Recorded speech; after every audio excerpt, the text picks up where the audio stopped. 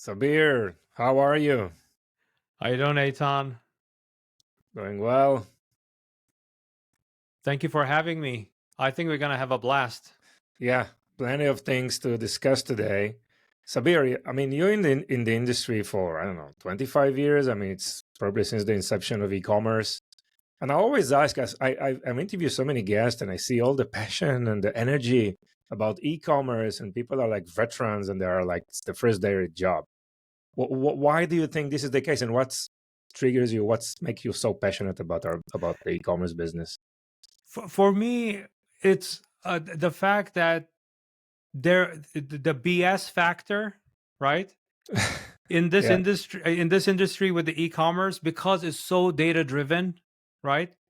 That the BS factor is eliminated, right? Wow. It's Nice. it's purely it's the number. The truth is in the number. It Yes. either worked or it did not work. Yes. That's it. There is no ego. I mean, if you put ego in it, you got to fire that agency or the person, right? Immediately. Yeah, Yeah. immediately, because they don't understand e-commerce. If they're Yeah. giving you a lot of fluff or a lot of what I call BS factor, right? Yes. I'm from New York, so I have a BS antenna radar. Yeah. I can Yeah. recognize it Very very quickly. sensitive, right? So with this field, what excites me is the mathematics. It's the number. It's the data. Yeah. And even when you talk about brand awareness, though that seems to be a non-quantifiable thing, you can quantify it in e-commerce, Yes. 100%. I mean, BS is like, hey, this thing works perfectly for that other brand. Let's do that also here. It might work, right? That's a like next level of BS, right? It's this Yeah, that I like see yeah, always. I can tell you, given Yeah. my experience, because I've worked within the same category, I've worked with very similar brands over time. And I can tell you, between even two brands that sell the same product Hmm. are very different brands, right? Exactly. The Yeah. measurements, because time changes. Like, let's say last year I did a fashion brand, right? Hmm. And this year I'm doing a fashion brand. A lot has changed with the platforms, with the strategies. The economy has changed Hmm. between Yeah. last year and this year. Or if the experience was from 2 years ago, we were in the middle of the pandemic, Yeah. right? Yeah. Very different environment. Completely. So you could take it as a theory to say, hey, I tried that in your category with this brand and it worked. Let's try it out to see if it's going to work for you, and then measure it. And if it works, go ahead and scale it. Great. If it Yes. doesn't work, shut it down or change the variables, because times have changed, Yes. platforms have changed. So many things are changing, obviously, over time because of macroeconomic conditions and whatever. A lot of things are different between even fashion brand to fashion brand, or even in the same category competing to the same market. But a lot of things are still the fundamentals are probably there are a lot of fundamentals which are solid, right? And you probably more than anyone I know analyzed and researched and probably investigated and had success stories with some of these fundamentals, and you worked throughout the years and developed variety of models and processes that you're continuously optimizing. So we would love to learn more today about your theory, about your expertise, about what you put into practice. How do you make brands successful? But before we get to all of that, I think it's important for the audience to learn more about you, because there is an amazing story here that needs to be told. Sure. So I'm the founder and chief growth officer of Growth by Sabir. It's my advisory firm. I don't call it an agency because a lot of agencies have given bad name to agency, so I don't want to call myself agency or a Yeah, consultant. yeah, I'm an yeah. advisor. Okay. And over my 25-year career, I have increased or an incremental revenue of $1 billion in e-com revenue with a B. Wow. So that's what I have done across many different product categories, across multiple platforms. So you throw Shopify at me, or WooCommerce, or Amazon, or Walmart, or Target, or taking brands Yeah. in United States, bringing it into China and Japan, or taking brands from like Netherlands or any brands like that and bringing it into United States. I have done that. I've done like I've played the game of e-commerce locally as well as globally, and I even my active clients right now are from all over the world, and they're all doing e-commerce, and we are all winning from that perspective. So the method that I have crafted, and it has taken 25 years to keep on maturing and keep on refining, and that's what I do. I keep on refining it, like, because things change, the You platforms must. change, everything Yeah. changes, and I call it the 8D method. 8D stands for 8 dimensions. And when I look at a business, when I look at an e-com business, and actually 8D method has been applied to other businesses too, Hmm. non-e-commerce businesses. Some I've had clients like Okay. that too, but specifically in case of e-commerce, what it does is it takes a holistic approach and not a siloed approach. And because a lot of businesses, and Eitan, you've been in the game also, right? Hmm. You know that if you go to a Facebook agency, your problem is Facebook, Yeah. right? If you Yeah. go to a Shopify web dev agency, your issue is site redesign, right? Yes. If you go to a CRO agency, it's conversion rate optimization. You go to affiliate marketing, they'll say, well, affiliate marketing needs to be optimized. But no one looks at the entire business and says, you know what, let's fix the foundation. You called it the fundamentals. I Yeah. call it dimensions and foundations of the business. Yes. If your products are not rationalized, meaning that you have too many products and you don't have enough budget to actually market them effectively, then you're wasting a lot of operating time and dollars operating that business, right? Hmm. So when it comes to, just think about that one extra product that you add, you have to put operations behind it, inventory behind it, you have to put effort behind it, you have to train people, you have to tell the story, all of those things. If you don't do that and you think that, oh, it's just, I just put it up on my website or Amazon Yeah. seller listing page, yeah, you did the bare minimum. You're not doing anything with that. It's like, Eitan, do you have kids? Sure. I have 5 kids. 5 kids, right? Yes. If I tell you that, you know what, your neighbor has 20 kids, you should get 20 kids, right? Yeah. Would you go and do that?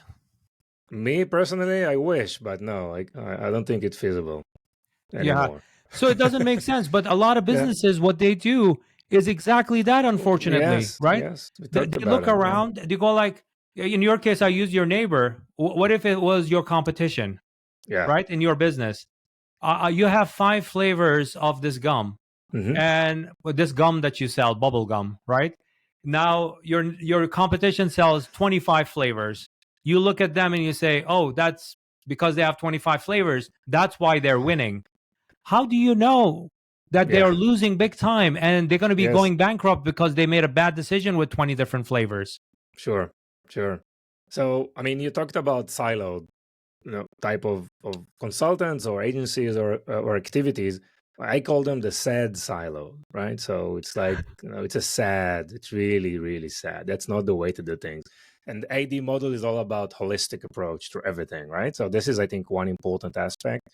And also, you mentioned like variety of SKUs and everything. What I see right now is just companies are looking at what's working and what's not, make the strong stronger, and even get rid of SKUs or even markets that are not profitable anymore because everyone are looking for profitability and growth, right? So let's dive into the AD models, right? Tell us what it is all about. So let's go one dimension at a time. Like, what are Sure. the challenges before I dive into each dimension, right? Hmm. One of the other challenges, besides, like not making strategic decisions when it comes to your business, right? The other one that I typically see, and because your audience is focused on Shopify, right? Uh, Among others, yes, but yeah. by it could be Shopify, Magento, WooCommerce, right? Yes. Yes. Uh, Typically, what I see is there's a lot of bad information out there, and that bad information, what it's doing is it influences you to if you have a Shopify store, you got to do Facebook ads, Yeah. right? Those two things go together, right? And there's a lot of bad advice in that to start with, because then what you're doing as a business, and I call it the Facebook Instagram slot machine, right? Slot machine, yeah. They put the money in, and if you're lucky, you're gonna get some money out. That's your Yeah. ROAS, right? That's your return on advertising spend. And Yeah. then every time you put a coin in, You get a bunch of coins, let's say 3 coins, that's 3 ROAS. You go like, oh my God, I'm getting 3 ROAS. That's great, right? Yeah. Return on advertising spend. Every dollar I put in, I'm getting a $3 out, right? Successful campaign. That's what the YouTube guru told me. As long as I'm getting 2.5, above 2.5, I'm in a good shape, right? Hmm. So that's a slot machine. You're not running a business. What you're doing is you're constantly buying your transactions. Every time you're buying your transactions, and that's what you're doing, right? So that means that, the other way to look at ROAS is to say, like, let's say if it's costing you $10 per order to acquire it through Facebook, and that $10 is giving you a $30 average order, right? From that channel, your ROAS is 3, right? So that's why you really need to be smart about, you know get really smart about, like, are you really purchasing transactions or are you acquiring customers? And there's a misconception between transaction being acquired versus acquiring customers, and what do you do with those customers, right? Yeah. So Yeah. that's another gigantic mistake between It, understanding those kinds of things. I fully agree. And if this is the only way for you to transact or to grow or to acquire, something is fundamentally wrong, right? Because if something is happening over there, right, if ROS is not like it used to be, or the efficiency of the campaigns are not perfect, then probably your business is going down, right? And there's always I always believe about it needs to have like organic way of acquiring customers. This is the fundamental thing, and strengthen this with paid media, right? Yeah, and the other part of it is also because you're so transactionally charged, right? What you end up doing is, for most businesses that I see, this is another gigantic mistake before you Mm-hmm. implement a AD method, right? Mm-hmm. The other mistake is the misconception that marketing means sales, right? Marketing is marketing, sales is sales, right? Those are two very different things. Those are two very different disciplines, very different strategies. Sales strategy is different than marketing strategy. You could combine them if you understand what you're doing, right? Mm-hmm. But you cannot call marketing sales So strategy, what's the right? definition according Yeah, to your and then what experience? happens? Even that transactions that you're getting, oh, we are marketing on Facebook ads, right? No, you're not marketing on sales. You're not doing that. You're not marketing. You're getting sales. Yes. That's part of your sales strategy, Yes. right? Marketing has to do with something that what are you doing with your brand? So when you're not in the room, that everybody talks about you, how great your vitamins and supplements are, how great your fashion clothes that you wear, right? How the stitching is so amazing, and Mm-hmm. I'm telling everybody about it, right? How the weight management thing that I bought from you that has helped me gain muscles and stuff like that, right?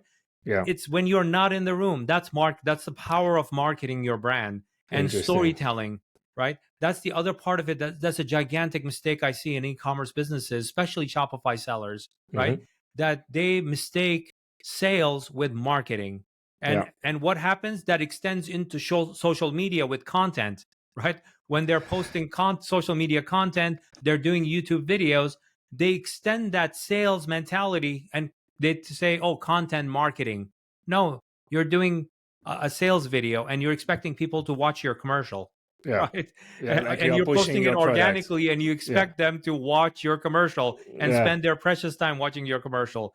No, you need to do proper content marketing on those platforms and build your community properly, right? That's another gigantic mistake that I see that most businesses do. And this is just like two of the mistakes. Like there's a whole list of them that I actually go through. I do there's an upcoming rapid 2x live workshop that I do Mm-hmm. that actually goes pretty deep dive into the AD method with case studies and with more details about these different types of mistakes that I would encourage your audience to actually go and register for it. It's growthbysabir.com/workshop.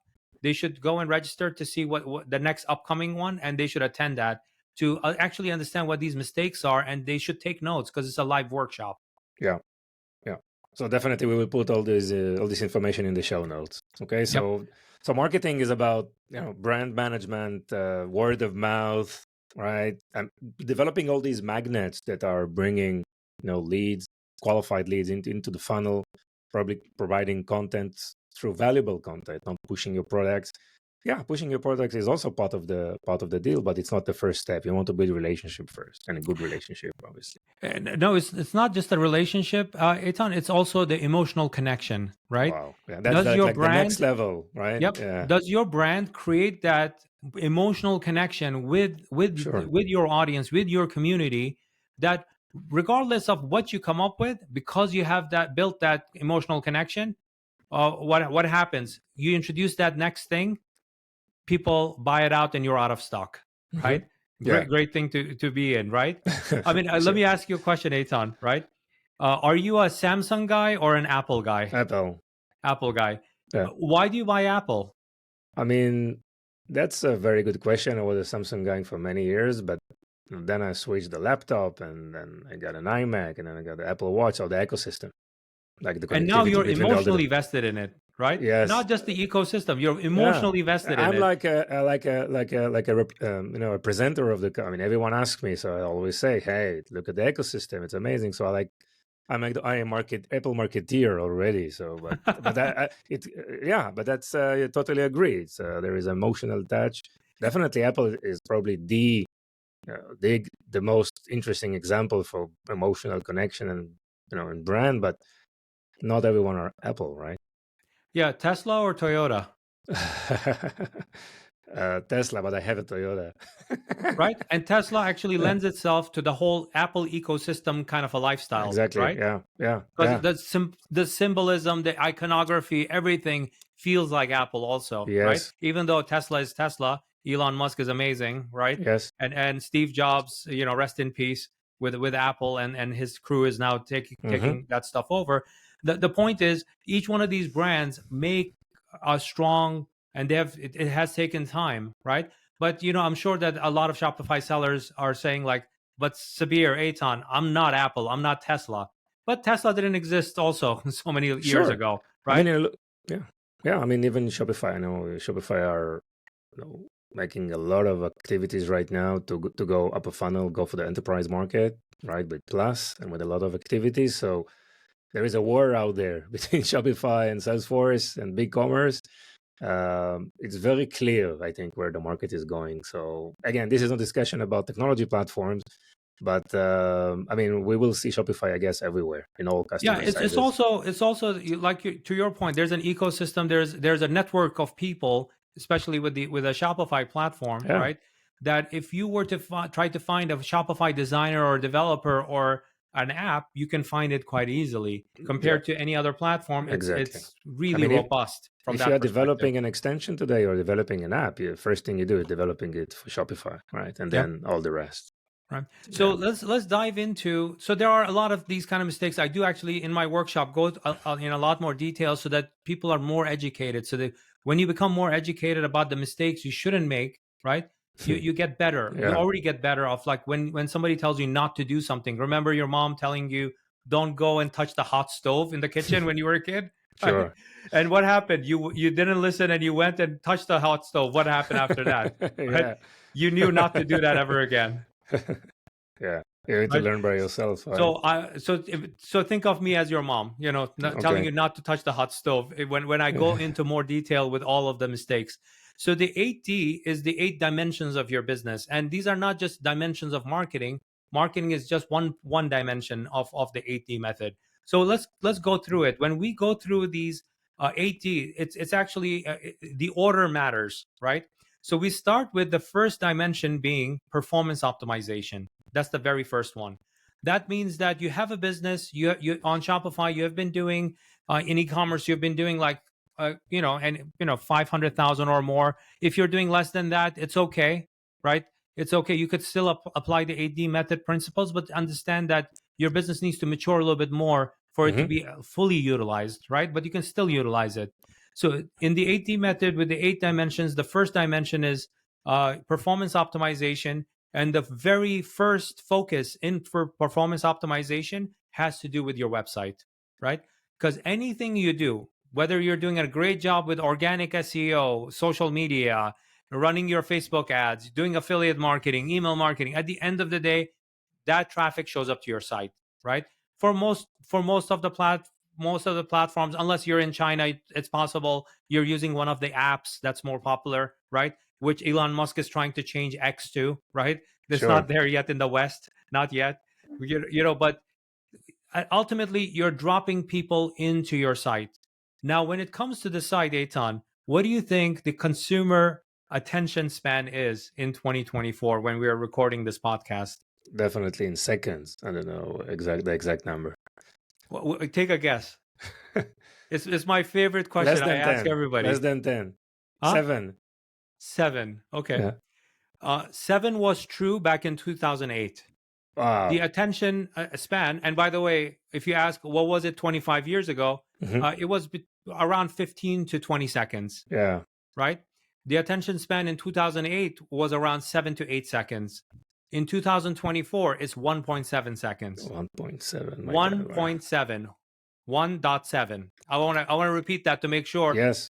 whatever language or version of English you understand, right? In your audience, it's 1.7. That's all it is, right? It's 1.7. And why is it 1.7? It's because of consumers being trained by TikTok, Instagram Reels, and Amazon app, right? TikTokification, right? Right. So your eye has been trained to ignore things within 1.7 seconds, right? And that training has been done across billions of people. So this is not a theoretical number. This is an actual number. And it's not just page speed. What this number is, this 1.7 second number, is attention span, meaning that your page has to appear and you have to make a connection with me. So to know Yeah. that this is the right content, I'm at the right place. Otherwise, within 1.7 seconds, boom, I move on, right? Uh, and that happens with your TikTok stories. That happens with your Instagram reels. It happens with Amazon listings very quickly. And there's a lot to be learned from that, right? And one way, and I'm going to give this away on your podcast. One thing that your audience can do right now to their Shopify store, go to a website called gtmetrics.com, gtmetrix.com. We could include that in the show notes also to Mhm. make it easy. It's a free tool. You could also pay for it. There's a pro version of it too, but you could use the free version. Just go to that site and take your Shopify site, the homepage, run one report for your homepage and run one report for your collections page and one for your product page. Which collections page? The bestsellers. Okay. Which product page? The best-selling product, right? Because Hmm. that if you follow 80-20 rule, your bestsellers probably represent 80% of your revenue, right? It Sure. could be 10 products or 20 products, or it could be 2 products, but that represents your bestsellers. Run it 2 or 3 times, one for your homepage collection, the bestseller collections page, and also your product page. Most Shopify stores get a score of D, E, or F. That means they fail. Hmm. And if you look at that thumbnail, I don't know if I saw you typing it in. So if you ran it on your Shopify site, you'll see a nice thumbnail that shows you the timeline of how long it takes for your page to load.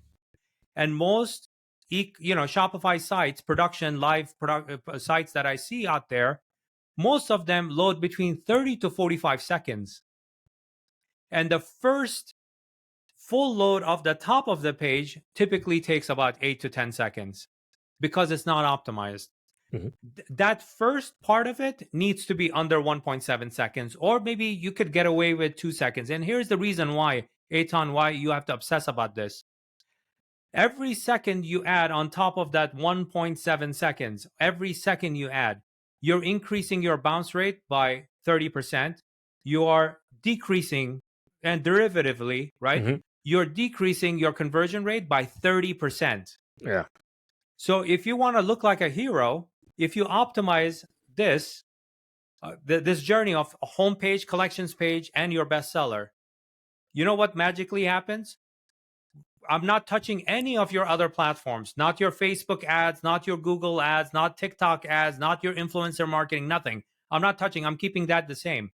The same traffic when yours comes to your site, 30% increase in conversion rates. Yeah. Right? That's huge.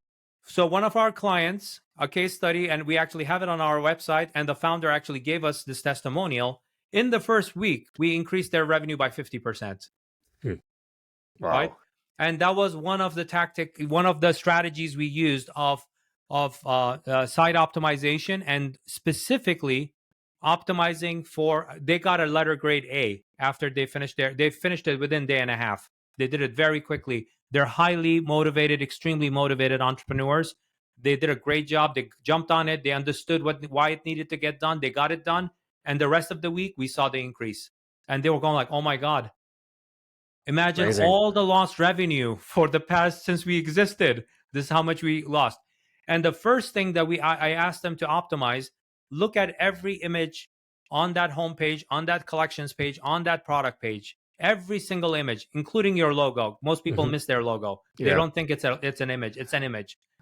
All of it, PNG, take it down, to run it into tinypng.com. It's a free utility. You can also pay for that, a pro version of it, but it's a free utility.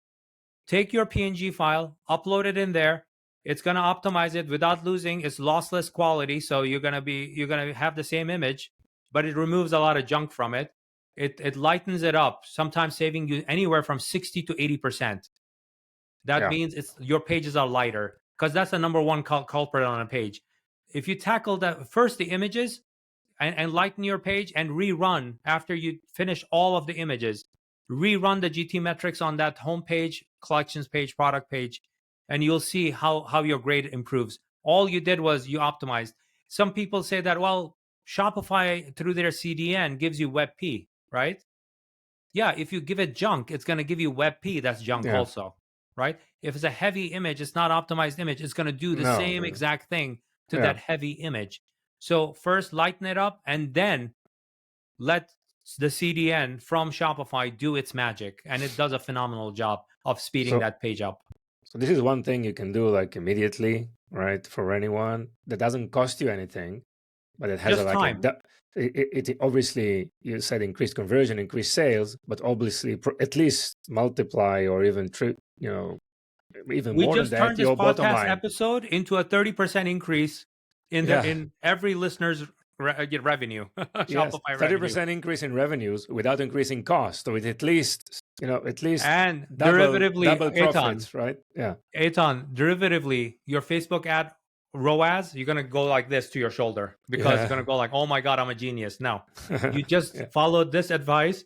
That's why your ROAS went from, I don't know if you were lucky, you were getting 2.5, just jump from 2.5 to 4. You go like, oh, wow, Facebook is improving their Advantage Plus campaigns. No, they're not.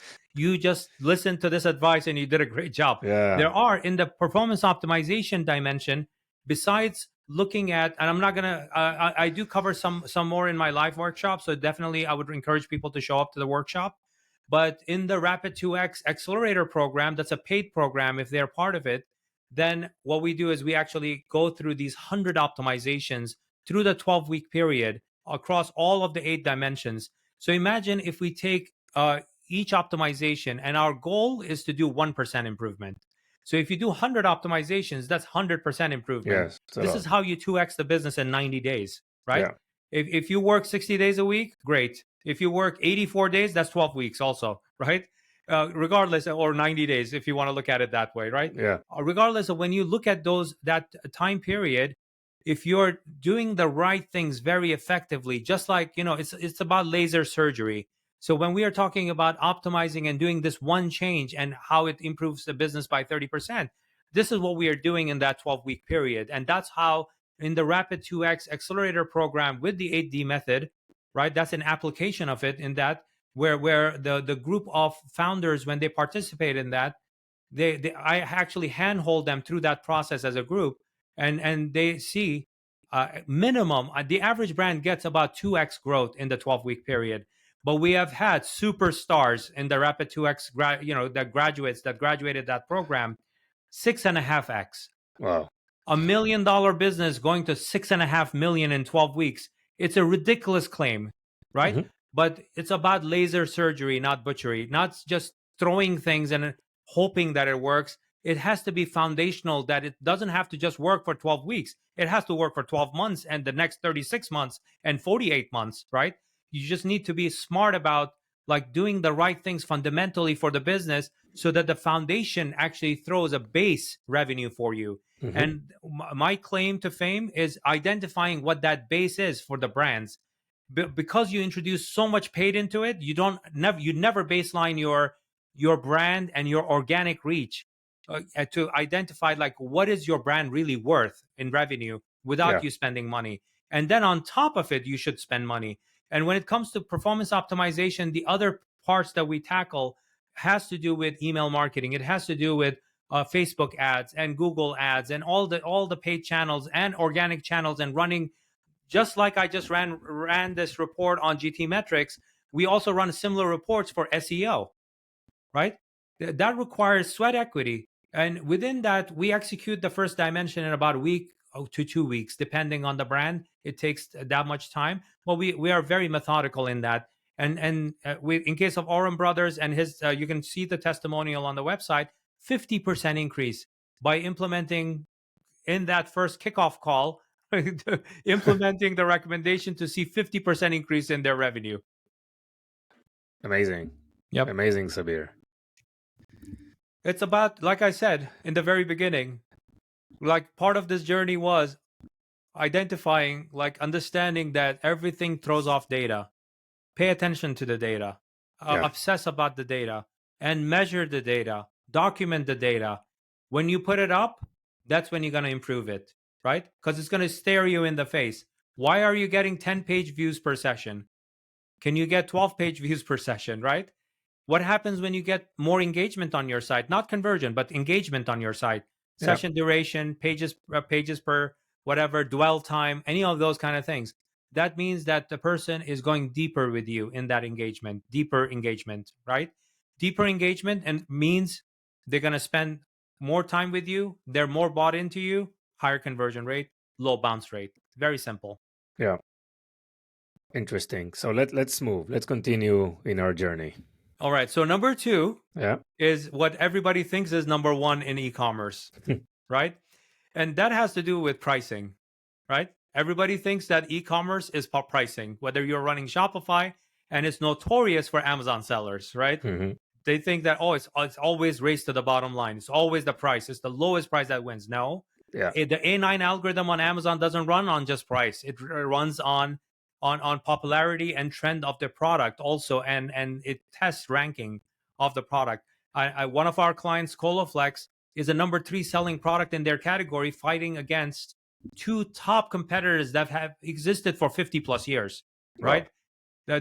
That's the category that they're in, and they're the number 3 player, beating out people who sell a similar product, not the same product, because this is a very good product, at a third of a price, and they are not beating that. So the answer to, Amazon is about price, the answer is no. It's about how you use pricing strategy, right? Yeah. You have to be intelligent about pricing strategy. You should not, because for most e-commerce businesses, they go like, oh yeah, just give them a coupon, right? Cart abandonment coupon. Facebook ads, oh, it's new audience, give them a coupon. % off, $1 off, buy one, get one 50% off, buy 2, get 1 free, free shipping. I'll give you my child if you buy from me. They give everything away. At the end of the day, they go like, well, we didn't make money on the first transaction, but we have these other things set up that will give us that thing. No, it won't, because you don't have the strategy. You didn't have the strategy for the first one, and 100% I'm sure you don't have a strategy for on the back end of it, right? Because the person that you acquired based on that low price, that's a low price shopper. And now if you're trying to sell them premium, they're not going to buy. No. Because they're going to go back to the well, they're going to do their search again, find another low price brand. Your audience is the wrong audience. But Sabir, I have 100,000 of these people. You just acquired 100,000 low price shoppers. Yes. Yeah, so if you want to continue low price shopping and tank this brand altogether and go into bankruptcy, go ahead. Yeah, continue marketing to this 100,000 shoppers. You acquired the wrong people. So you say acquiring the wrong persona and probably have a kind of a very short-term view of how to. And It's it's not a purely strategy. Yeah. transactional. Yes, purely You've transactional. acquired Yeah. people who are purely transactional. You did not go after that premium shopper, even though you had a premium brand. You now devalued your product by Yes. through mistake in your pricing strategy, right? There are ways to actually reward people based on your pricing strategy on how they buy from you, right? So let me give you an example. If somebody lands on your a product page and that product happens to be a vitamin or a supplement, right, that you take and consume, right, it runs out in 30 days, correct? So if I sell you 1 unit of this product, I could have it at my price, at my list price, no discounts. But if you buy 2 of them right now, I'll give you 10% off. Hmm. That's fine. When you do volume discounting, because now Yeah. you're rewarding people who are going deeper into your product. If you buy the 4 pack, 4 units of this product, I'm going to give you 15% off. If you go on subscribe and save, I'll give you 15% off. It's a level of commitment. You're matching the level of commitment with the discount. Then it makes sense. You take something for the additional discount. Obviously, you take some And further and what commitment. happens? Your shipping cost goes down, right? Yeah. On average, right? Hmm. Because it's 2 units going out with the first package. Hmm. In fact, the first pound or the first kilo of your shipping always costs you more money, right? Sure. But if you can put in the same two, the weight may not change that much because you're getting charged for the first pound anyways, right? Yeah. Of weight. Yeah. So you could be that decision is a good decision because it pays dividends even further down the line, not just on that marketing campaign, right? Yeah. So you have to be smart about that. And when it comes to subscription, you're getting people who are subscribing to you to keep on replenishing them, right? And like a clockwork, they don't want to think about it. They love your product. They just want to keep on coming back to you without you even marketing to them. That's great. Hmm. So there should be a reason behind your pricing strategy and how you're. What about people who keep on buying from us? A loyalty program, for example. In the loyalty program, if you're part of a loyalty program, you should have tiers. And depending on the level of tiers, maybe it can unlock different types of discounts, for example, you could give based on that loyalty behavior. If somebody Yes. buys 15 times from you and they have acquired 1,000 points, maybe you're giving them some sort of a special offer on every subsequent purchase they do after those 15 orders, right? So be smart about that. You have to have a strategy in place when you're thinking about pricing. Otherwise, you're playing the lazy marketers game or lazy sales game, which Sure. is just percent off just because you want to acquire that. You're spending even more money on that Facebook ads, basically. You should think about your total cost of advertising. That includes your percent off that you're doing, right? Most marketers, they think that that belongs in a different bucket. No, it's the same pocket. The money is coming from that margin, Yeah. right? And you're spending money, right? So you have to think about, some Amazon sellers call it tacos, right? It's the total cost of advertising, not just a cost, which is just Yes. advertising cost. Yes. I mean, loyalty is very interesting. It's very like it's untapped field because, yeah, let's do loyalty, but you need to dive in even further because people have different behaviors. People are buying in different times, different quantities, different packages, different flavors. So do that segmentation. Try to analyze what's happening and provide loyalty and incentives based on behaviors, based on segmenting your audiences. So let's actually what you're saying is that the devil is in the details, right? You need to dive in to all those topics and optimize and try to analyze what's going on through Yeah, not data. not surface level, Aton. You Exactly, not have to surface level. dig deep. So not everyone can get deep, right? This is why they need help, I guess. Yeah. Right? Yeah. Of course, of course. So let's go for dimension number 3. 3. Marketing. Like I said, marketing, people confusing sales with marketing, right? In this marketing dimension, I would give, if I were to score all of the Shopify stores, right? I would give them C or a D, right? They fail. They're not doing this. Some of them do. There are some brands, really good brands on Shopify platform. They do a great job of marketing their brand, but most Shopify sellers, and I'm sure that I'm willing to bet 70 to 80% of your audience that's listening to this, I would give them anywhere from D through F, for when it comes to marketing. Marketing has to do with how you tell your story, right? If I were to even take, they go like, if your audience members are raising their hand and go like, but I got this drop shipping product from AliExpress. What's different about my product? Like, Hmm. okay, that's a good place. And that's an excellent question. You're buying it. Why did you buy it? Yeah. Right? You Yeah. are the founder of this company. Why did you buy that water fountain for cats? Right? Why did you buy that one? Right? Because, I did my research on Helium 10, on SEM Rush, and Google search, keyword planner, blah, blah, blah. Great volume. There's competition. Yeah, but there's good margin in it. But you have 1,000 sellers selling it. So how do you think you're going to make any margin on this? Yeah. Right? So what makes it different is if you were to tell your story, like let's say you love cats in that example, right? You love cats, or let's say it's a water fountain for dogs, right? You love dogs, right? So if you're a dog person and you love dogs and you got this water fountain for dogs because it makes them, influences them to drink more water out of the fountain, right? So if that's the thing, and you own 3 dogs in your household, it doesn't matter you got that from AliExpress. You could take your photo, you tell your story, recording yourself in front of the video like this, right? You tell that story and you show your dogs enjoying themselves playing in the field, and then they get tired Mhm. and they come over and they drink from this water fountain, and you're taking photos of it, and then they're very playful and you're taking videos of it too. I took the same product that every AliExpress buyer buys from and sells it on Amazon or on their Shopify site. And then they take all the images that AliExpress gives you, all the reviews they give you, they just post it. What makes them different? You're right. What makes you different from the other 1,000 sellers?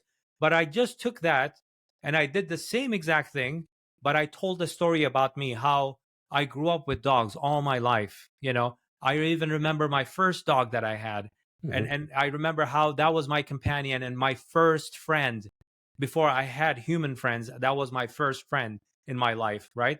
You see, there's a smile on your face, right? You're imagining me being a child and having this little puppy with me, right? It's an emotional connection. It's Yeah. building that and showing the product in the context of my life and how that comes through, right? And I'm telling my story on my Shopify site. I'm telling that on my Amazon listing. You know what happens to the consumers? They go like, well, this probably is the real product. All the other 1,000 listings are fake products. Hmm. That's what the Yeah. consumer thinks, because you took the time to actually tell a story, right? Well, one great example for your audience to check out, there's a brand called Daniel Wellington. They do a fabulous job of this exact strategy, that they take something that you would think is available from AliExpress or one of these drop shippers, but they put an amazing thing around it, right? They put an amazing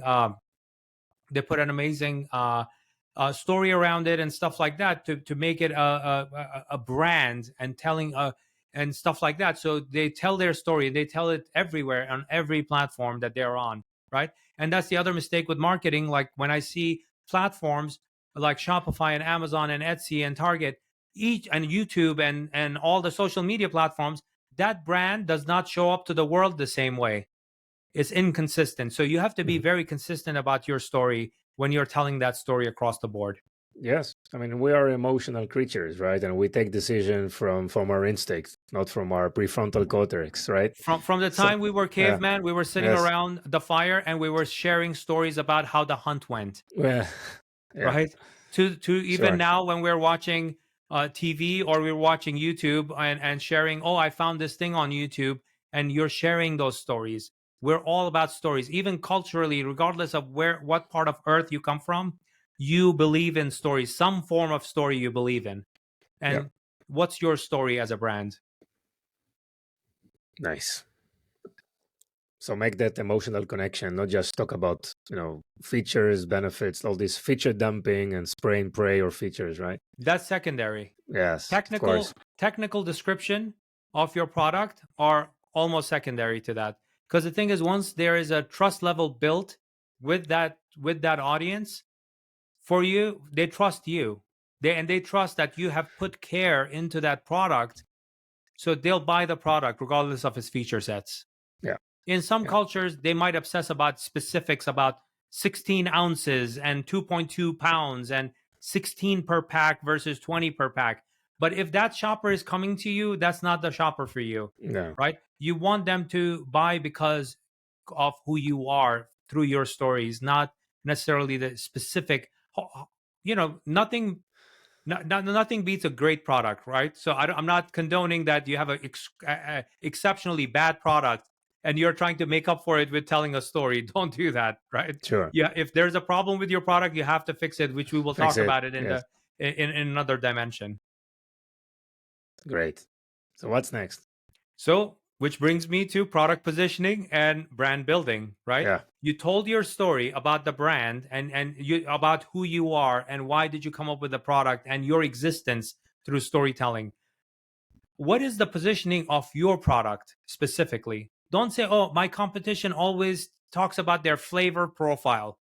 Okay, that's your competition. How do you know that competition got it right? Maybe, like I said earlier in part of the podcast, right?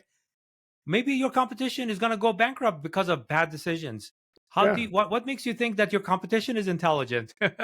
Maybe it's Yeah. possible the guy who came up with that idea or the gal that came up with that idea probably got fired for it because it was such a bad idea, right? No, you know what? And Even now if, you are yeah, following in their footsteps and you're going to actually waste your money and time. even if it's working for them and it's a great success, it doesn't mean it's going to work for you, right? It's totally different Yeah, case. maybe they invested as a brand over 15 years to tell that Exactly. story. Exactly. And It's you're like for getting them, into the it's game now. now. Yes. You don't Yes. have 15 years. And you think Exactly. that, oh, if I do the same thing, then what are you going to do as a brand? Price. Yeah. You're going to say our product is cheaper with more features. That's what you're going to do strategically, right? Yes. If you're thinking at that far, right? We have 30 features. Our competition has 25 features. They sell it for $50. We sell it for 45. You get more features for less money. Buy Who from us. who cares? You're Huh? trying to make up for the 15 years by eroding your margin, Yes. Yes.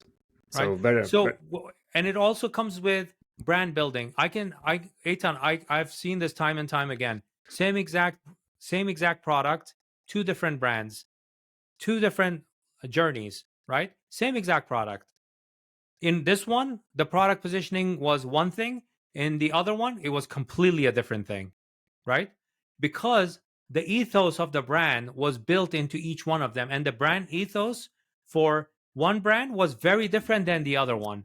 And if you're true to your brand and you're authentic with your brand and you build that product positioning correctly, maybe you're going after two different audiences if you look at two different brands. Yeah. And if you're smart about it, then you're not going to be part of the pack that goes this way, right? Everybody is the same audience. Then you run into this trouble of pricing to the bottom, right? Yeah. The It's a race to race the to the bottom. The bottom. race to the bottom. Right. Yep. Instead, if you are completely addressing a different market and by telling your story more effectively, what makes you great, you can probably even price yourself even higher and get premium price for that because your positioning is different Yes. for that brand and for that product. I mean, product positioning is much more than pricing, right? It's what exactly it includes. Yeah, in the from a practical sense, right? And I go take a deeper dive in the live workshop, right?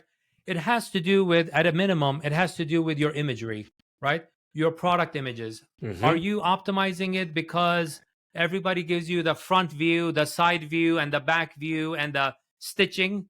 That's what every fashion company is doing, and that's what you should do. No, what think of it from a consumer's perspective. What is their question in their heads, right? And being an e-com, Eitan, consumers go through 1,000 reasons not to buy from you, Yes. not Yes. to buy. You know why? Because most Shopify stores conversion rate is less than 1%. For every 100 people you bring in, 99 of them decide not to buy from you. In fact, 65 of them, which if you take on average, good case scenario, 65 of them will ignore you for the first 1.7 seconds. They'll Yeah. leave. The other 35 that stay on, they have many reasons, 99% reasons not to buy from you. Only 1% buys if you don't optimize this experience, Okay. right? So For them. So you mentioned like product imagery and doing the same like everyone else are doing. So what are your thoughts on all the immersive commerce tools like, virtual experiences, AR experiences, virtual try-ons? What do you think? Is it a real value, or is it like a promise? So here's the thing. I hope that all of us went to college, right? Sure. Before you could take biology 102, you had to take biology 101, right? What happened if you took biology 102 Yeah. or biology 201? You It's would not fail. working. 100% you would fail, 100%. Yeah. right? So most of the Shopify sites, when it comes to the fundamentals that they need to get right? They don't work on those things too, because there's a lot of hidden conversion rate. Like the first advice I gave you and a strategy I gave you, that was a 30% uplift, right? My goal was 1% uplift. I Mhm. gave you 30% uplift on that one, right? When it comes to optimizing your product landing page, right? There is an art and science to it, and also there's mathematics to it, also, right? You have to think about like at least 7 to 9 images. You have heard that before. You should have 7 to 9 images. The first one should be the front view of your product. Okay, what is image number 2 through 9? Hmm. You have to be very intelligent about like, what should I put in? It cannot be cookie cutter. A lot of companies that have a huge product portfolio, they set up a rule in their photo studio to say, oh, take the front, take the back, take the side, take the close up, to do this, do that. That's 9 images. Boom. Sabir said 9 images, we have 9 images. Mhm. No, it's the quality of images, right? You said that you have 5 kids. I'm sure you spend equal amount of time with each one of them, right? Not that the first image is perfect and the first kid is, you're spending most 90% of your time, and what happens to kid number 2 through 5? Yeah. You spend that 10% with all of them. That's not fair, right? The same applies to your product images, right? When it comes to product images, image by image, even the positioning of your images, for the first one, the second one, does it actually flow logically from a customer journey perspective, right? Is it making it very easy as I'm going through that carousel? I'm not talking about the technical part of it. I'm talking about storytelling from image to image, right? Mhm. Does it take me through that? And when do you introduce your product video to be in that Exactly. That journey? was my next This question. is The video. above. This is above the fold right now. I'm not Yes. looking down yet, Hmm. because 66% of your engagement is going to happen above the fold. And above the fold on desktop means this much, and on your mobile, which 60 to 80% of your revenue for your business, most likely depending on your product category, comes from mobile. Yeah. So you're building for mobile devices, and depending on the market that you're in the US, it would be Apple iPhone, and it's going to be the Safari browser. That's Hmm. it. You're building your entire business for that browser or for that device. That's it. If your market is the US, and for most brands it is the US market, right? Yes. But if you're in the UK, look at the device penetration, and if it says Samsung Galaxy has 70% of the market, you are building it for Chrome Samsung Galaxy device. Go buy one, and make sure that you put it on 4G LTE, not on your Wi-Fi, to Yeah. make sure that the pages appear within 2 seconds. And that's how you, and the engagement for you to add the cart should be above the fold, because engagement is 66% is before you even swipe up. 66% of it is going to happen there. Hmm. And if you put the button a little bit below it, your conversion rate is going to tank because of it. Sure. So public positioning is also related to the product description, metadata information, All of the right? above. And All of your the above. positioning of how you Yeah. position that product, and who are you attracting specifically. Yeah. Clear. So most of our clients, when they implement the first 4 dimensions, they see a sizable increase. It takes about 4 to 6 weeks if you're at it every day, right? 4 to 6 weeks to implement these 4 dimensions, and this is where they see anywhere from 50 to 75% increase in their revenue. Yeah. Okay. What else? Let's move on. Number 5, Number customer 5. user experience. So your customer, now we are tackling our customers. We got our story right.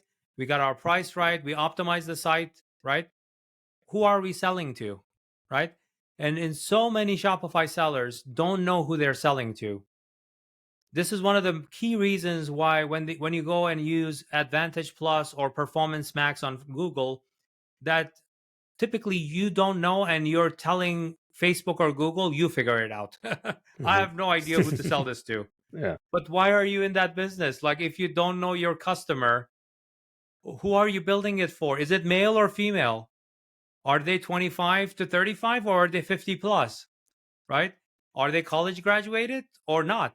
That question means that if they're not college graduated, your product descriptions better be at sixth grade level when you're writing your product descriptions and Hmm. brand positioning and call to action and everything, right?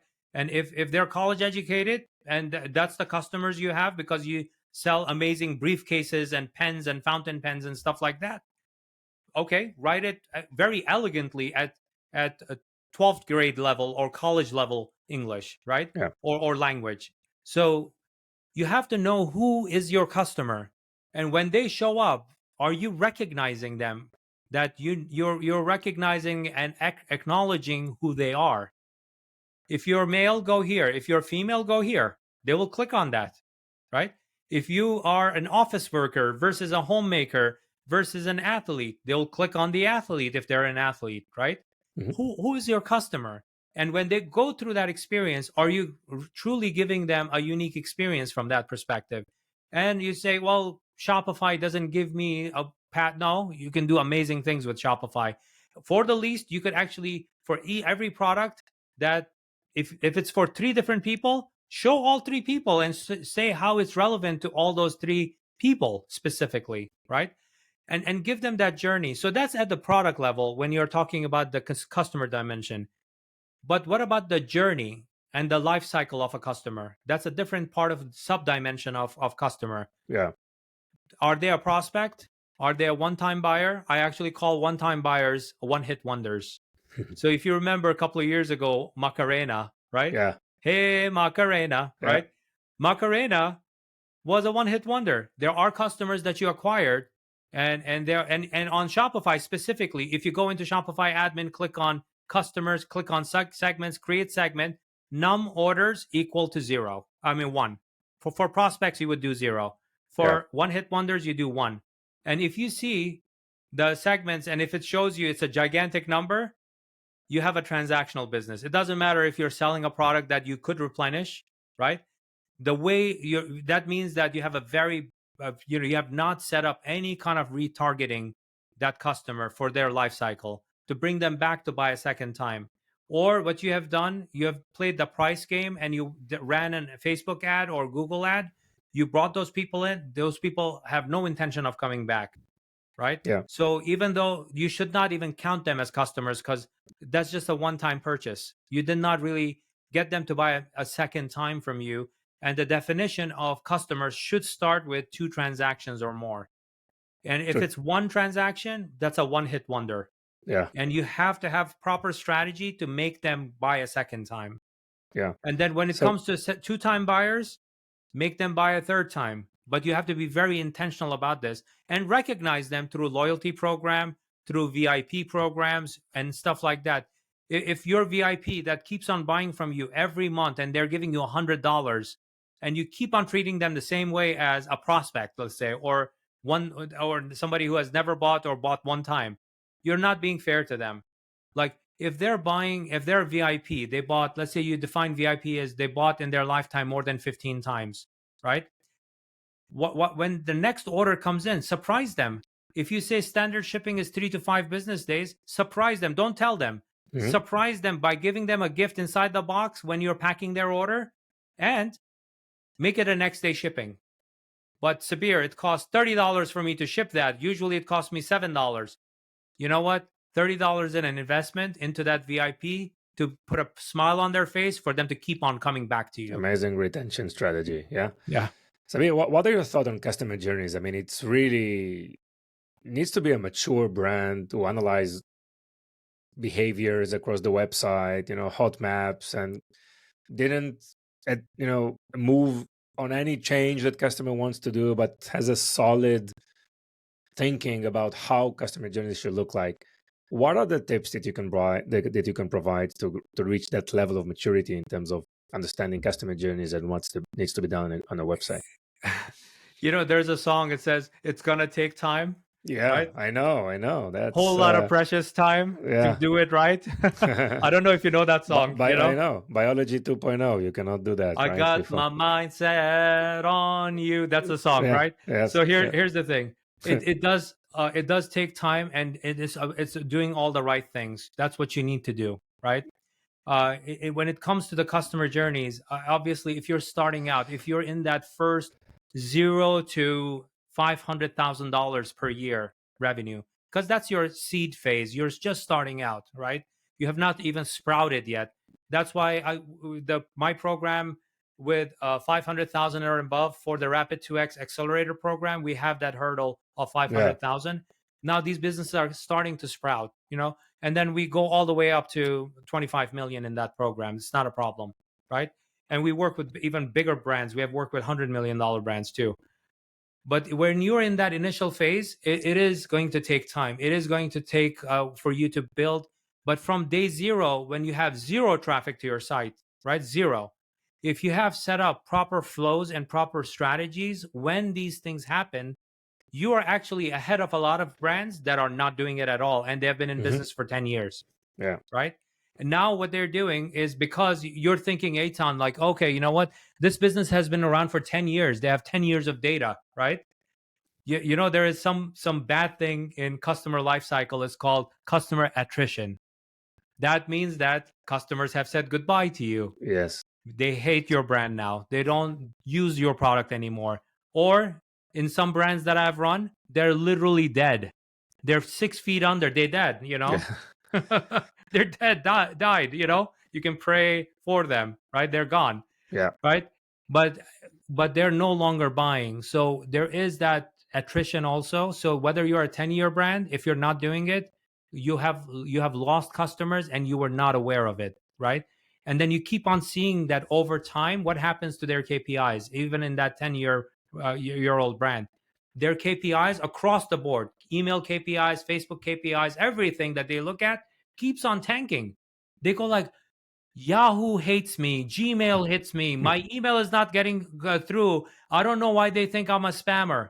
No, you're sending so many emails out to people who are dead, or they don't care for your message, Yeah. right?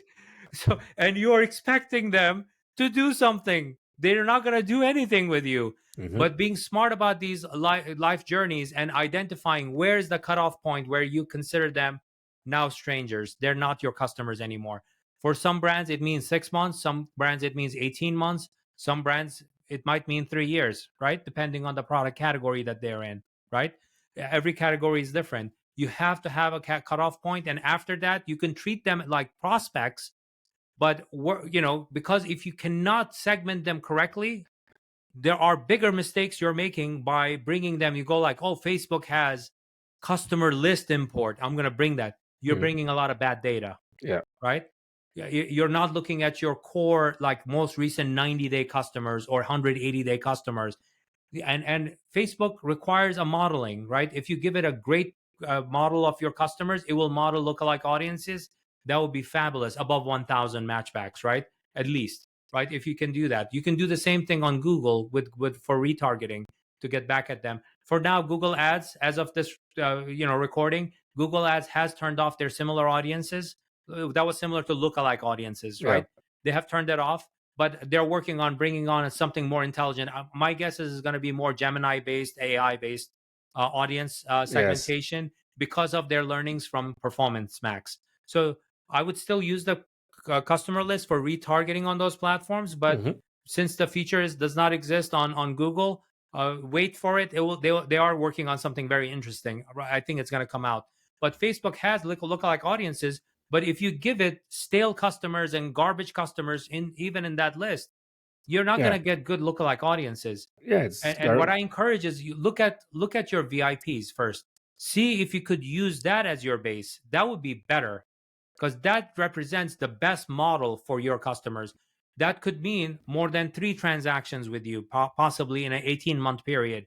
That's a better file to import into Facebook ads, rather than go for, export everything out of out of because that's your customer list from Shopify, Yes. and now your lookalike audiences are now working on So Facebook. that's like garbage in, garbage out, right? Yep, That's truly, that's very true. Yeah. yeah. Okay. Interesting. Number 6. Number 6. Number 6 is, I think, very near and dear to your heart. It's Okay. tech, because it's Shopify, right? So Yeah.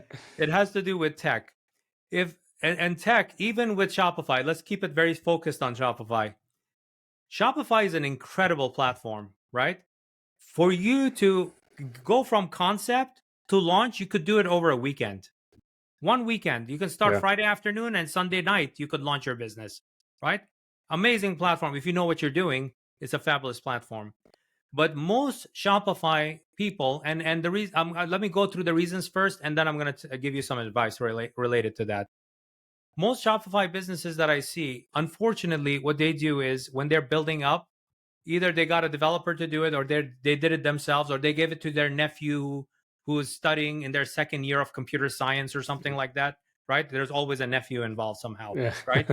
They gave it to that person, and then the person either knew what they were doing or didn't know. They have a site up, and this is also points to the problems with performance optimization dimension also. So these two are linked.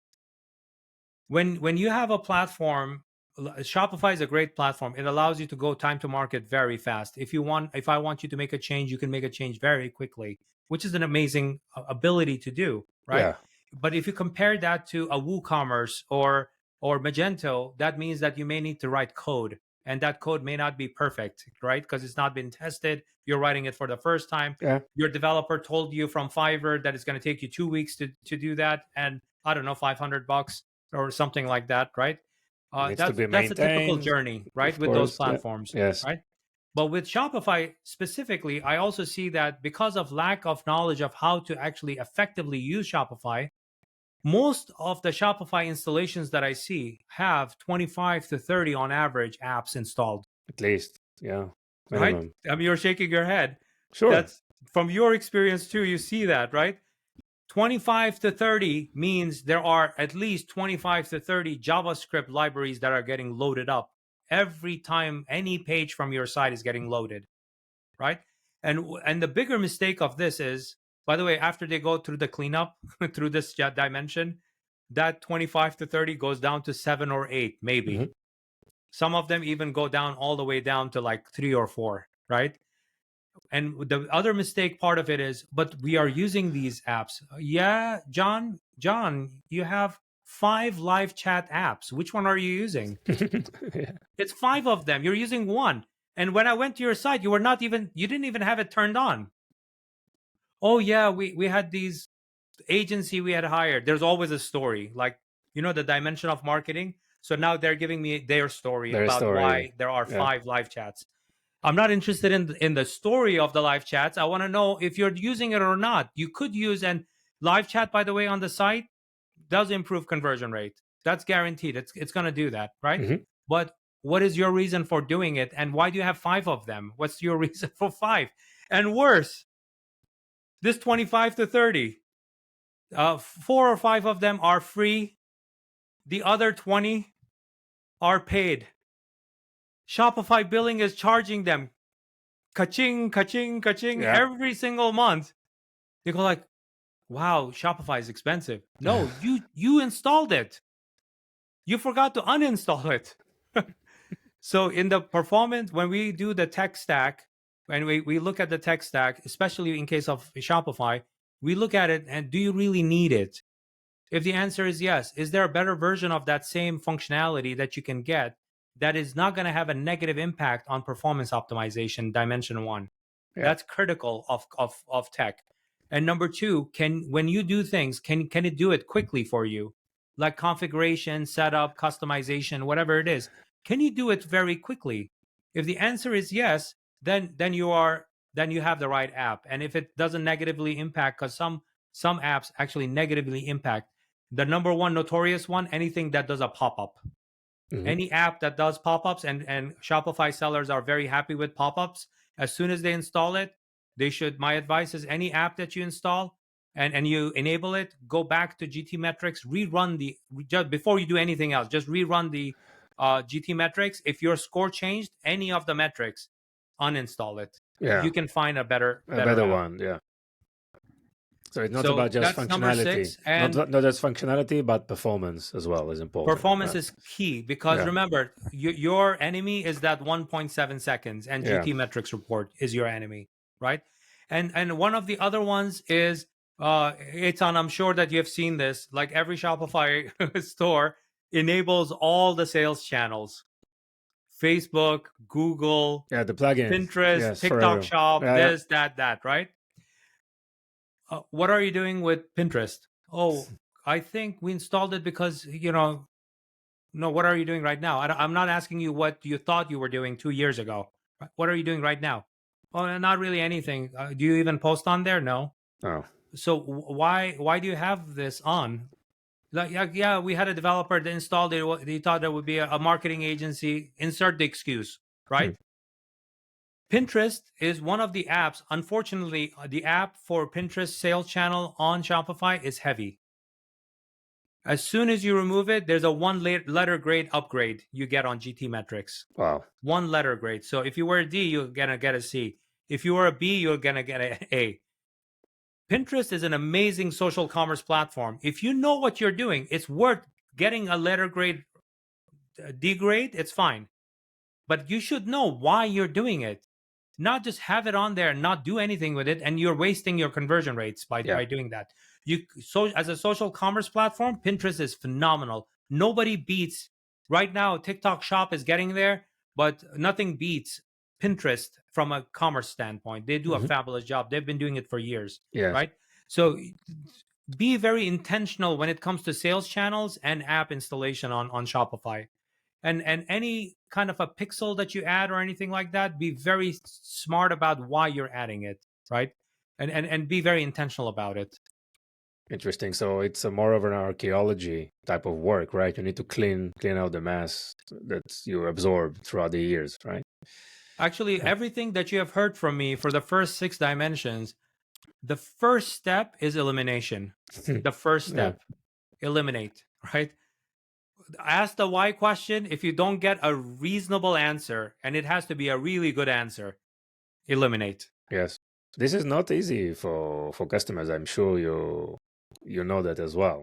Right? I mean, I To look get through rid it of and go things. like, okay, you don't need any of these things, and get rid Yeah. of it. And the number one notorious one, I would say, this is not a poo-poo on page builders. If you have a page builder app, like, why did you go with that? Oh, it's very easy to build landing pages. How many landing pages are you creating on a weekly basis? Tell me, give me the number. Yeah. Oh, we have not touched that.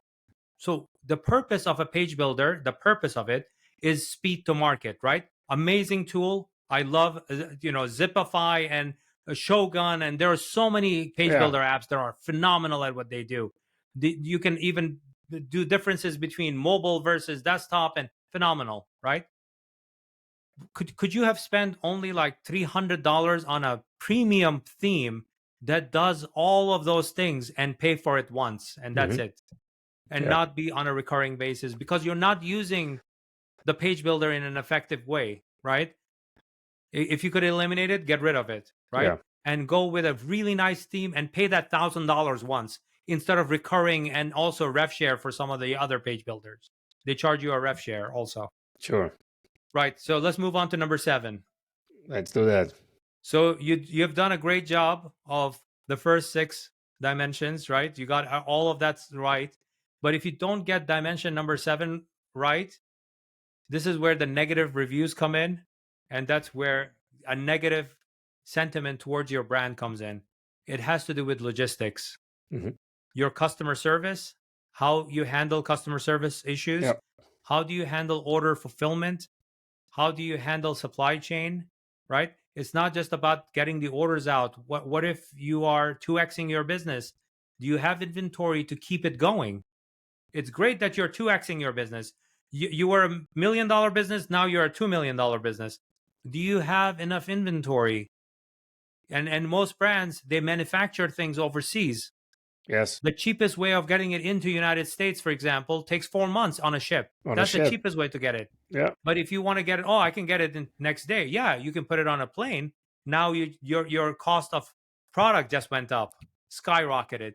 Yeah, as a backup, it makes sense, right?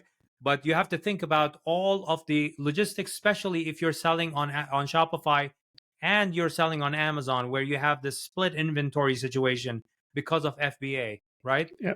You have to now take care of FBA KPIs also, logistics related to Amazon, making sure that you are ahead of the game there too. Because if you get delisted or deactivated on Amazon, even if you're shut out for like 2 days or a week or 2 weeks, you get deranked.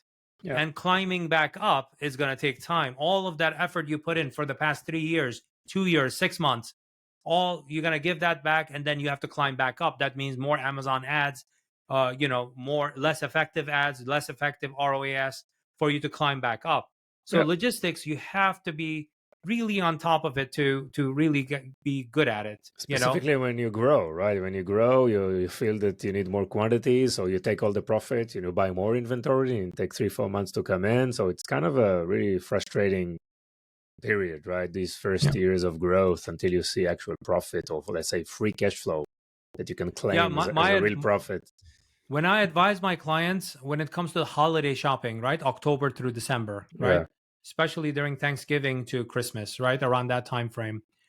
The number one advice I give them, make sure you have enough inventory, and that decision needs to be made for some they need to make that decision in April. Other ones, they need to make that decision worst case scenario in July, August. Yeah. Because in September you're testing some of your theories out related to holiday campaigns. October you're escalating that so that you get really into it, and then in November you're execute. You cannot run out of inventory during Yeah. that time, but you have to be intelligent about inventory forecasting and demand forecasting to see, are you going to actually, so we just doubled your business in 12 weeks during the holiday season. If you met that, you should be able to 10x your growth rate during the holiday season for those 30 days. You should be able to, Yeah. you know? So are you set up for that level of success, customer service, order fulfillment? Maybe you didn't hire enough people to get those orders out, right? That's a failure. Yeah. Now, if the orders come in by 3 p.m., why isn't it leaving the same day? Yeah, but we are backed up with 10,000 orders. Yeah, but you needed to hire people or robotics or whatever you needed to do to get those orders out because you were Yeah. planning it in marketing and sales. Why didn't you tell your logistics guy, your warehouse, to make sure that they did holiday hiring? So that's why all these dimensions, as you can see, they're connected.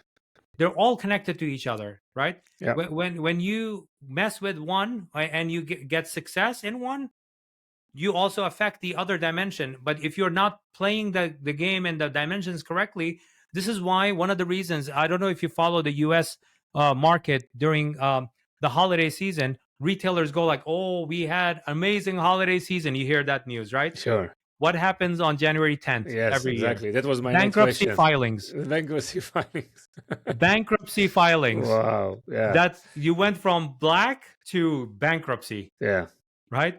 This is one of the reasons that, because the machine is not tuned properly, Not true. which Yeah. brings me to the eighth dimension. Eighth dimension has to do with team. And as a Yeah. founder of a business, let me define what team means. Team means anyone that touches your business. Remember you said that, oh, I can get great guys on Fiverr to do XYZ for me, right? That's part of your team. You got a guy on LinkedIn that freelances for you. That's part of your team. Yes. Your mom packs the orders every weekend because nobody else helps you. Your mom is part of the team, right? The UPS guy, the freight guy that comes in, brings the inventory in, the freight people, shipping companies, carriers that take your product and deliver it, that's part of your team. You, as the owner of the company, it's your responsibility.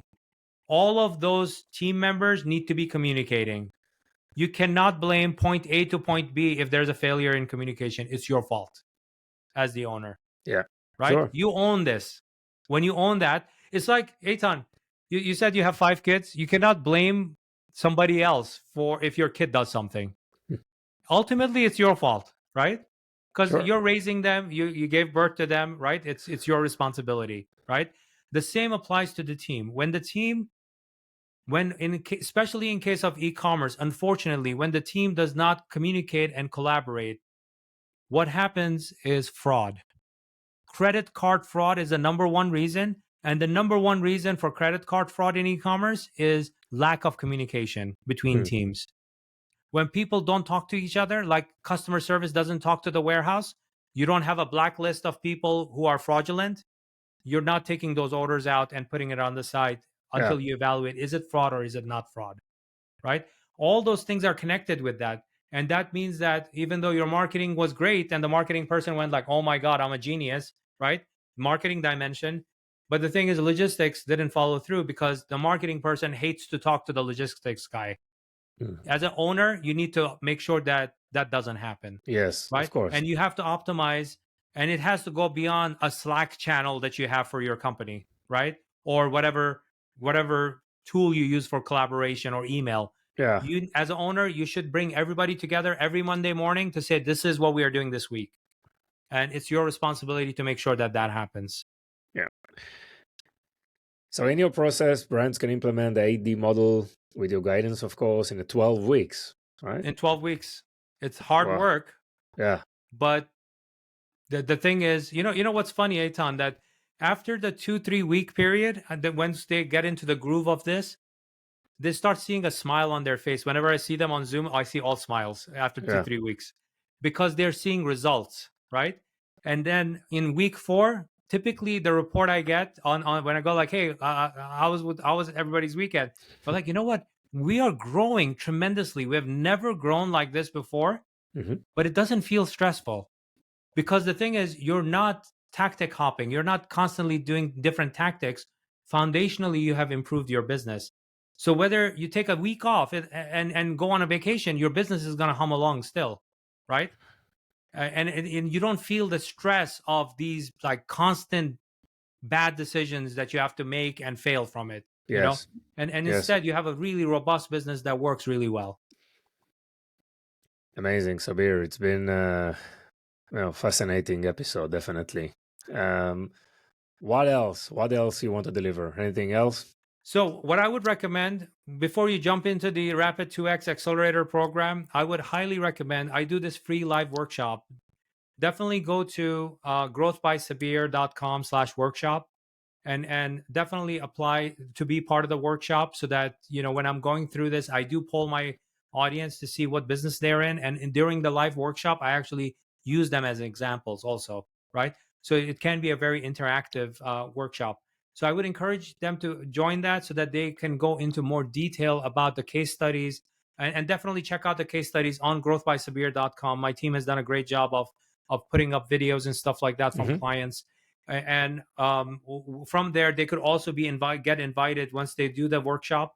They get invited to be part of my community. I have a mastermind community. Currently, it's free to join. So if they're listening to this, they should go to growthbysabir.com/community, or they can go to my website and there's a call to action there to join the community. Currently, it's free on March 27, 2024, right?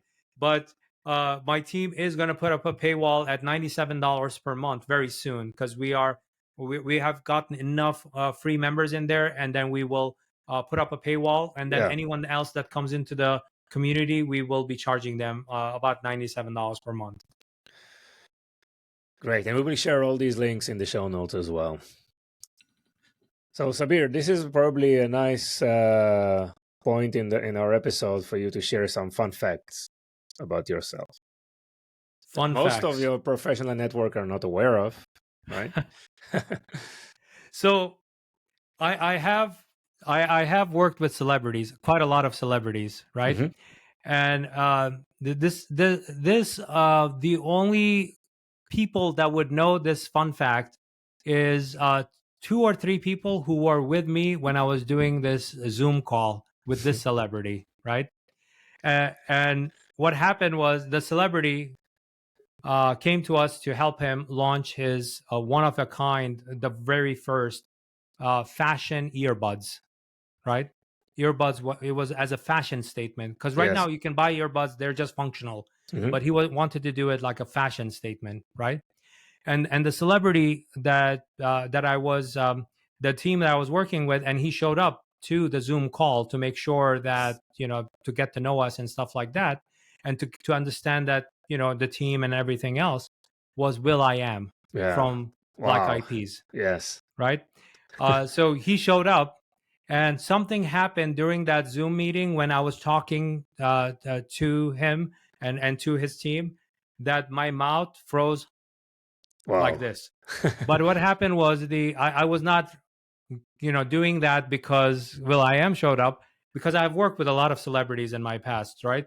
That happened because we had an internet issue and the video froze, Okay. and they were cracking up. And when we came back, he goes like, Will I Am says to me, he says to me, we took a screenshot of your face, Yeah. and I saw it. It was like that. Like, Yeah. were you surprised to see me? I Yeah. said, no, my face does that whenever it sees Will I Am. Yeah. That's what I told them. Nice, nice, nice.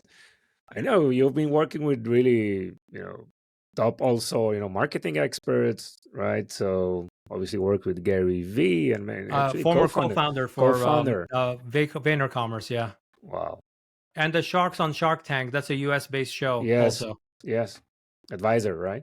The Yep. Shark Tank. Oh, if you're into wrestling, Hulk Hogan and Yeah. Nick Aldis. Wow. Great. Sabir, thank you so much for all the great insights and value. It's really shown. I mean, you've been doing this for so long and so passionate about it, developing AD models, and thank you so much for sharing that. Really appreciate your time.